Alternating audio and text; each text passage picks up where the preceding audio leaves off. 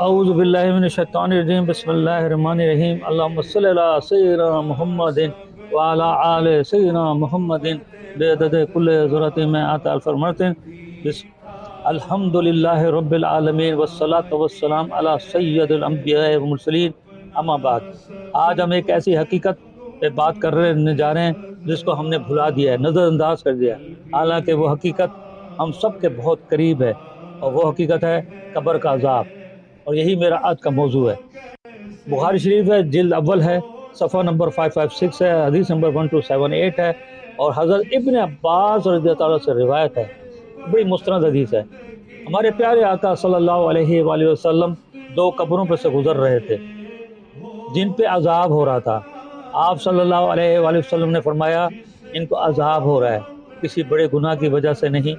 صحابہ ضرور حیران ہوئے ہوں گے اس میں، اور پوچھ رہے ہوں گے یا رسول اللہ صلی اللہ علیہ وآلہ وسلم پھر کس وجہ سے؟ آپ صلی اللہ علیہ وسلم نے پھر فرمایا ہوگا ایک تو ان دونوں میں سے پیشاب سے بچاؤ نہیں کرتا تھا، یہ حدیث کے اندر موجود ہے، اور دوسرا چغلی کھاتا پھرتا تھا۔ سوچے، نہ زنا نہ قتل، بلکہ وہ گناہ جنہیں ہم معمولی سمجھتے ہیں بلکہ گناہ ہی نہیں سمجھتے۔ اللہ اکبر!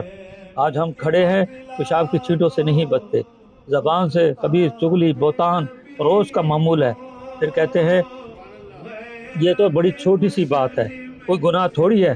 اللہ اکبر! یاد رکھیں، اللہ کے ہاں کوئی گناہ چھوٹا نہیں ہوتا جب تک ہم اسے چھوٹا نہ سمجھتے ہوں، اور ہم مسلمان بڑے بڑے گناہ بڑی دلیری سے کرتے ہیں، اور ایک دوسرے سے ذکر بھی کرتے ہیں کہ آج یہ میں نے بڑا گناہ کیا ہے، اور تو اور اللہ کے ولیوں کی کرامتوں کا مذاق اڑا رہے ہیں آج کل، ہمارے پیارے آقا صلی اللہ علیہ وسلم کی شان میں غلط باتیں کرتے ہیں، اپنا جیسا سمجھتے ہیں، نعوذ باللہ زندہ نہیں سمجھتے۔ شاید یہ لوگ جو کہتے ہیں مرنا بھول گئے ہیں، مرنا بھی ہے، اور یہ بھی بھول گئے ہیں کہ قبر میں بھی جانا ہے، قبر میں عذاب بھی ہو سکتا ہے جیسے اس حدیث کے اندر موجود ہے قبر میں، اور یہ بھی بھول گئے کہ قیامت میں دوزخ کی آگ میں جلنا بھی ہوگا۔ ہمارے پیارے آقا صلی اللہ علیہ وسلم نے پھر فرمایا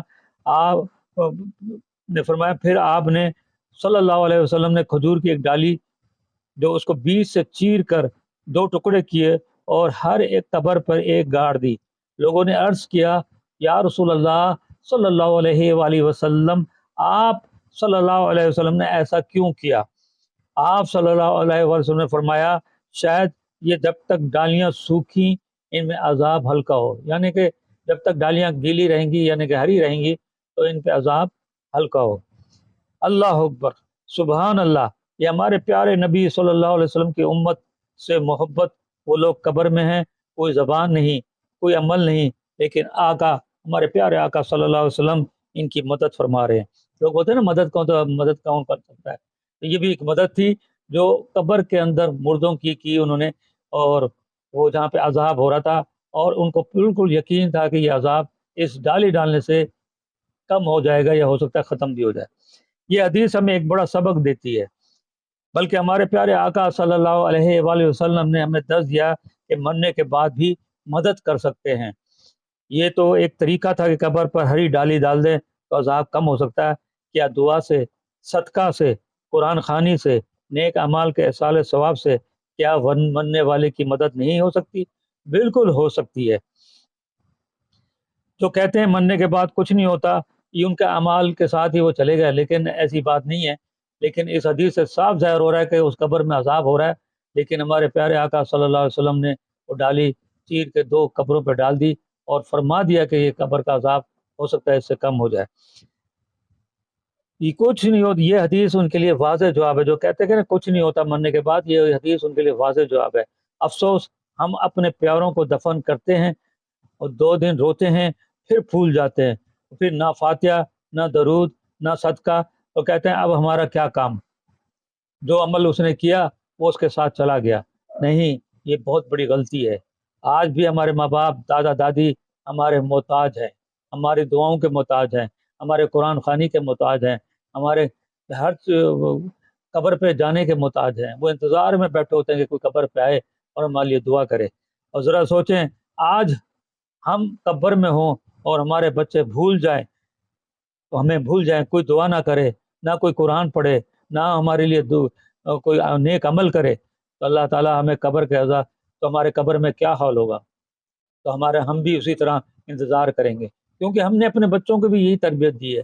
ہم آج کل جو تربیت دے رہے ہیں شرک و بدعت کے چکر میں، ہم نے یہ تربیت دے دی ہے کہ اب وہ مر گیا تو مر گیا، اب اس کے قبر پہ جانا ہے، نہ اس کے لیے دعا کرنا ہے، نہ اس کے لیے بخشش کے لیے کرنا ہے۔ تو یہی تربیت جب بچوں کو ملی ہوگی، تو جب ہم مر جائیں گے، قبر میں چلے جائیں گے، تو ہمارے لیے بھی بچے وہی عمل کریں گے جو ہم نے کیا اور جو ہم نے تربیت دی۔ اللہ تعالیٰ ہمیں قبر کے عذاب سے محفوظ فرمائے، ہمارے پیارے آقا صلی اللہ علیہ وسلم کے صدقے ہماری قبروں کو جنت کا باغ بنا دے، ہمیں قبر کی تیاری کرنے کی توفیق عطا فرما دے۔ اللہم صلی اللہ سیدنا محمد و علی سیدنا محمد بعدد کل ذرۃ میں عطا فرماتے ہیں، ہمیں ان کے راستے پہ چلا جن پہ تیرا نام، ان کے راستے پہ چلا جن پہ تیرا غضب ہوا۔